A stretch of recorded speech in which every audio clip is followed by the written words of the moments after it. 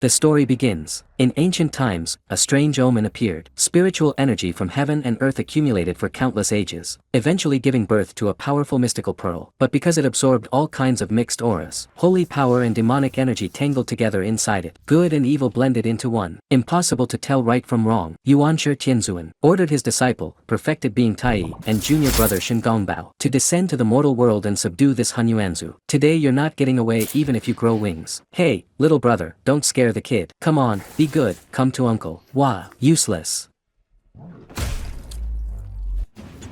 Shengongbao snorted coldly, and rushed straight at Hunyuanzhu, but after just a couple of moves, he was blasted away with a single punch. Tai Zhenren's handsome face also got smashed up. He was furious, charged forward, and whipped his horsetail whisk around Hunyuanzhu's arms, temporarily sealing his attacks. You got the guts, hit me. Come on. The fusion of immortal and demonic power in Hunyuanzhu was far more troublesome than expected.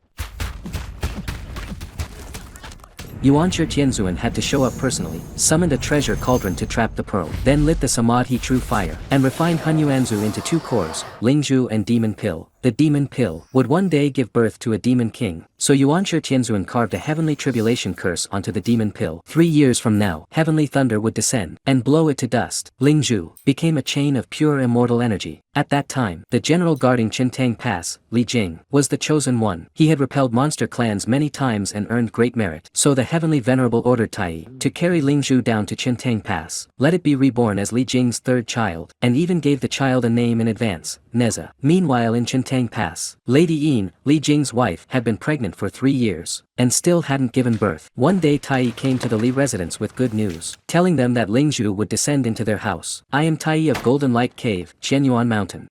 Not long after, Lady Yin finally went into labor. As the auspicious hour approached, Tai began chanting a spell, ready to officially send Lingzhu into the child's body. Right then, the butler brought in a pot of strong liquor. Tai, a total lightweight but hardcore drink lover, couldn't resist the temptation, took a big swig. Not knowing the wine had been tampered with, he instantly blacked out on the spot. The one who drugged him was his junior brother, Shengongbao. Turns out, if Tai successfully completed this task, he would earn the final open seat among the 12 golden immortals. Shengongbao wanted that seat too, so he secretly made his move and sabotaged the mission. He quietly swapped Lingzhu with the demon pill, took the real Lingzhu away, and tossed the demon pill into Lady Yin's womb instead. So, what Lady Yin actually gave birth to wasn't the body of Lingzhu, but a demon child reincarnated from the demon pill. The Nezha, who should have been Lingzhu reborn, became a little devil the second he arrived, almost tearing the Li residence apart right after birth. Luckily, his power hadn't fully awakened yet. Tai rushed over, used the Qinquan ring to suppress him, and was ready to erase this troublemaker on the spot. But Lady Yin threw herself in front of him, protecting Nezha with her life. To her, Lingzhu or demon pill didn't matter. He was her own flesh and blood. Li Jing had already promised the people that he would keep strict control, never let Nezha run around outside, so he wouldn't hurt anyone. However, even if Nezha stayed shut inside the house forever, 3 years later, the heavenly tribulation curse carved into the demon pill would still arrive right on time. That thunderbolt was still going to strike him. At the same time, Shengongbao took the real Lingzhu and went to the Dragon Palace of the East Sea. People call it the Dragon Palace, but to be honest, it was more like an isolated sky prison. Shengongbao presented Lingzhu to the Dragon King of the East Sea, saying that if they infused Lingzhu into a dragon egg, the dragon child born from it would possess unimaginable power. He spat out a dragon egg and channeled Lingzhu into it. The egg instantly glowed, then cracked open in an instant. Out came a dragon prince enhanced by Lingzhu's power. This was Ao Bing. I'll help him rise to power, but you have to do everything you can to get him out of this underwater prison someday, so he can reach the heavens. And I'll prove that I'm the one who deserves that last golden immortal spot. Time flew by, and a year passed. Nezha had been trapped inside the barrier over Li Manor since he was born, never once stepping outside the gate. For a child that naturally loved to move and play, the lavish general's mansion was nothing but another kind of jail. One day, when his parents weren't home, Nezha got sneaky, provoked the two guardian beasts at the barrier into fighting each other, then slipped through the formation and snuck out. The moment this little troubled god stepped onto the street, the townsfolk panicked and scattered, but he still dragged them out one by one from their hiding spots, treating them like toys, whacking people like they were moles in a whack-a-mole game. Chaos swept through Qintang Pass. Calling him naughty, didn't even begin to cover it. A kid finally snapped and called him a monster. That one word, monster, hit Nezha right in his sore spot. He exploded with anger and kicked a rock straight at the kid. Fortunately, Tai showed up just in time, flicked his whisk and pulled the children out of danger. After this mess, Li Jing had no choice but to tighten the barrier even more, and locked Nezha in a dark little room to reflect. There were only 2 years left before the heavenly tribulation. Tai knew he shared the blame, so he offered to take Nezha as his disciple, teach him to cultivate his heart, correct his bad habits. Tai then took Nezha into a magical artifact world called the Map of Mountains and Rivers. Inside were miniature mountains and rivers, a complete little world. As long as you held the brush, you could redraw everything, turn spring into winter in a second, fly into the sky or burrow into the ground at will. To Nezha, it was a true paradise. But when Tai said he wanted Nezha to formally become his disciple, and one day defend Chintang Pass and its people from demons, Nezha turned him down right away, because long ago, he had once snuck out on his own. He'd wanted to play nicely with kids his age, but the villagers treated him like a freak, throwing rotten vegetables and eggs at him, shouting, "Monster," over and over. That experience made him resent them deeply. Protecting them, he thought not beating them up already counted as being polite. To give Nezha at least a decent life in his short remaining time, Li Jing told him a gentle lie. He said Nezha's true identity was Lingzhu reborn. You're different, because you were born as Lingzhu. That's why you're so powerful. The moment Nezha heard he wasn't a demon pill, but Lingzhu in human form, he suddenly felt like his life had meaning. Time rushed forward. Another 2 years passed. Nezha's abilities grew by leaps and bounds. Every day he dreamed of going out to slay demons, to prove his Lingzhu hero title to the world. But in Tai and Li Jing's eyes, his temper was still too hot, his mind not steady enough. They felt he wasn't ready to be let loose. Nezha refused to accept that. When Tai wasn't paying attention, he stole the magic brush from the map, and broke out of the scroll world. The moment he stepped out, he ran into a sea demon in town stealing dogs for food. Nezha charged him on the spot, seeing it as his big debut. The sea demon wasn't weak though. When he was losing, he turned into a puddle of water and ran, destroying houses along the way, terrifying the townsfolk, racing toward the shore, and snatching up a little girl as a hostage. Just as he was about to dive into the ocean, a cloaked young man appeared on the waves, raised his hand and froze the sea, cutting off the demon's escape. With a few swift moves, he overpowered the sea demon, and saved the girl. Nezha couldn't stand having his spotlight stolen, so he rushed at the young man and started a fight. In the struggle he tore off the cloak, revealing the boy's dragon horns. That's when he realized, this guy wasn't human. While the two were locked in combat, the sea demon launched a sneak attack, spitting out bubbles that turned the young man into stone, and forming a bubble barrier around himself. Nezha's arm was partially petrified as well. The sea demon thought he was safe, but Nezha grabbed the petrified young man like a hammer, and smashed through the bubble shield, then dove in and pinned the demon to the ground. The sea demon begged for mercy non-stop, and offered up an antidote. Nezha, being his usual clueless self, slapped the stuff all over people at random, making a whole mess of things. But in the end, he did manage to cure the kid. Seeing that the sea demon hadn't committed unforgivable crimes, the young man decided to spare its life. Nezha had indirectly saved him, so the two of them became friends. All his life, Nezha's strength had scared people away. No one could keep up with him. This was his first time meeting someone just as strong as him. They played hacky sack on the beach, trading kicks back and forth, both truly happy for once. Before leaving, the young man handed Nezha a conch shell, saying that whenever Nezha blew it, he would come from the sea to keep him company. Then he told him his name, Ao Bing. Shortly after Ao Bing left, the townsfolk rushed in carrying weapons. They thought Nezha had kidnapped the girl, and started shouting curses at him. Nezha felt wronged and furious. He turned to walk away. Then someone yelled, "Monster," again. His last bit of patience snapped, and he started brawling with the crowd. Thankfully Tai and Li Jing arrived in time, and finally brought the situation under control. The people demanded that Li Jing lock Nezha away forever. But Li Jing noticed the antidote stains on Nezha's hand, and pieced together the truth. Nezha wasn't the villain. He'd been the one saving people. Back in the Dragon Palace, Shen Gongbao kept piling on the pressure to Ao Bing, telling him, the Dragon Clan is trapped in the sea. Only if you make great contributions during the investiture of the gods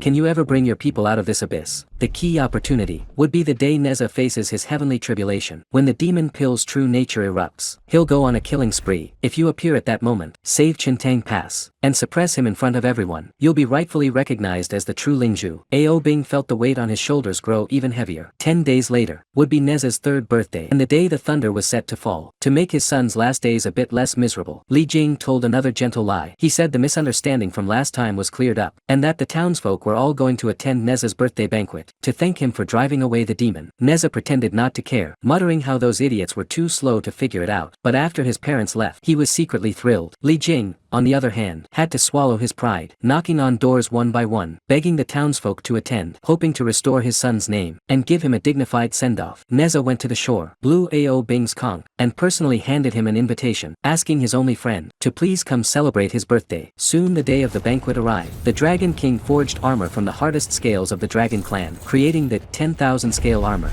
and gifted it to Ao Bing for protection. Before the feast, Li Jing even captured the sea demon from that day, planning to explain the truth in front of everyone. Nezha also dressed up for once, ready to make a grand appearance. Suddenly, Shen Gongbao showed up, introduced himself as Taiyi's junior brother, and dropped the whole truth on Nezha, about the demon pill, the heavenly tribulation, and the swapping of Lingzhu. Only then did Nezha find out he'd never been Lingzhu reborn. He was a demon pill from the very beginning. His heart was a complete mess. He walked into the banquet hall with heavy steps, and confronted his father. "You lied about who I am, just so you could trap me in that magic scroll, make me train in there, and stall until the thunder kills me, didn't you?" Li Jing, his wife, and Taiyi were all speechless. From their expressions, Nezha got his answer. He repeated the incantation Shen Gongbao had taught him, and removed the Qianquan ring. The moment the ring left his body, the demonic power inside him exploded. He lost control completely, and thrust his spear straight at Li Jing, every strike aimed to kill. Taiyi did everything he could to block him, but he could only hold on for so long. Up on the mountain, Shen Gongbao reclaimed the Qianquan ring, and quietly told Ao Bing the plan. Once Nezha kills Li Jing, his wife, and Taiyi, you step in and bring justice. When the thunder falls, all the credit will be yours. Right as Li Jing was about to be skewered, Ao Bing finally acted. He threw the Qianquan ring back to Taiyi, and Taiyi quickly slipped it onto Nezha again,